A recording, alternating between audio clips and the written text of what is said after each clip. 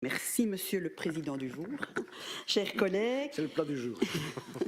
Chers collègues, voilà, une intervention effectivement au sujet de ce dossier, mais pas que, puisque nous avons au niveau de la deuxième commission à nous positionner sur au moins 4 dossiers qui concernent la santé mentale. Nous sommes dans la semaine de la santé mentale, nous la terminons. C'était l'occasion non seulement de donner une petite explication, tout en sachant bien que les points vont venir dans l'ordre du jour, mais par rapport à l'activité intense et reconnue de nos agences sur le terrain en santé mentale. Donc ici, et plusieurs dossiers concernent des conventions. Vous savez qu'au niveau de la santé, on travaille beaucoup en réseau, la santé mentale également. Ici, c'est une collaboration avec la santé mentale, le service de santé mentale de Jemelle et la maison de santé également, puisque se sont aperçus qu'en fait, ils avaient les mêmes patients, disons que nous, on appelle plus bénéficiaires. Et donc, de pouvoir travailler ensemble, c'était un plus à apporter justement aux personnes en difficulté. Un autre dossier nous parlera de Psynam. Psynam, c'est un réseau de santé qui regroupe Psy 107, plutôt une activité qui vise les adultes, et Kirikou qui vise les adolescents, où nos services interviennent avec eux dans la mesure où nous pouvons avoir des psychologues conventionnés, et à ce moment-là, c'est au bénéfice également des bénéficiaires.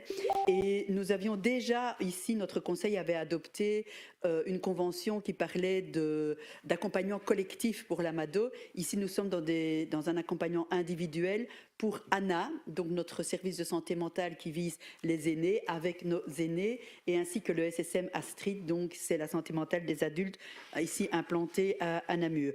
L'autre convention, pour montrer vraiment la diversité des activités que nous aurons aussi, sur lesquelles nous aurons l'occasion de nous positionner, c'est avec le Forum, et plus précisément le service Action.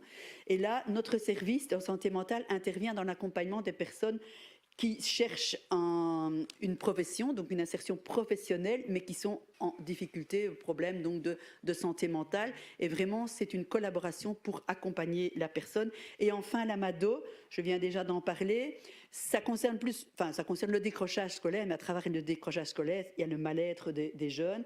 Et nous travaillons aussi en collaboration donc avec notamment Psynam, mais ici donc la convention avec l'appel à projet Tempo.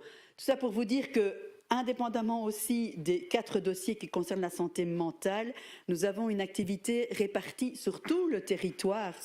Nous avons 11 maisons de santé, de maisons du mieux-être où nous retrouvons la santé mentale. Nous avons eu l'occasion de la deuxième commission avant l'été de pouvoir aller à Dinan et à Ciney. Et ce sont des activités généralistes, d'équipes pluridisciplinaires, où, et c'est important de se rendre compte, l'importance de l'activité en santé mentale. En 2019, nous avions environ 65 000 consultations sur une année. En 2022, c'est monté à plus de 70 000. On sait ce qui est passé par là, mais d'où l'importance de pouvoir aussi travailler avec les réseaux pour amplifier notre activité. Et aux activités généralistes, j'ai envie de dire, il ne faut pas oublier, je l'ai cité tout à l'heure, ANA, avec nos aînés, la clinique de l'exil qui a énormément de travail pour l'instant, on sait pourquoi aussi, mais il y a le peuple ukrainien bien sûr, mais il y a aussi dans d'autres communautés.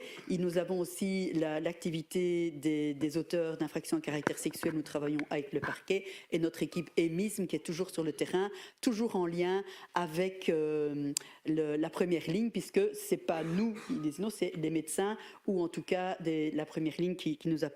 Voilà, c'était l'occasion, puisque plusieurs dossiers concernaient la santé mentale, de faire le point. C'était la coïncidence aussi de la semaine de la santé mentale, pour remercier tous nos agents de terrain qui abattent, comme vous le venez en tout cas, d'écouter ce que je viens de dire, donc un travail excessivement important et ô combien nécessaire pour le bien-être des personnes.